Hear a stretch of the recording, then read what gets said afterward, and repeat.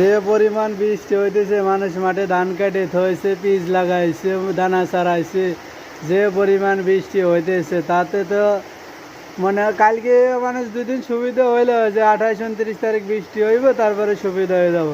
বুধবার বৃহস্পতিবার বৃষ্টি এলে না, শুক্রবারে সকালে সুযোগ পাইয়া আমরাও ধান কাটলাম, দানা চারাইছে লোকজন, বড় কাকারা সব দানা চারাইছে। এখন এত পরিমাণ বৃষ্টি আজকে হইতেছে, সারাদিন একরকম বৃষ্টি, বৃষ্টিতে কোনো থামতেইছে না।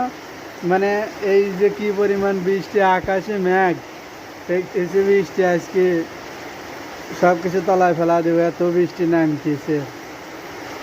মাঠে ধান কাটে থইছে, ধান কাটে আনার দরকার ছিল, কিন্তু ধানের কি অবস্থা আল্লাহ জানে। ওই ধান ভালোই থাকবো নাকি ধান তো কাটে থুয়ে আইছি, সম্ভবত ধান নষ্ট হয়ে যাইব।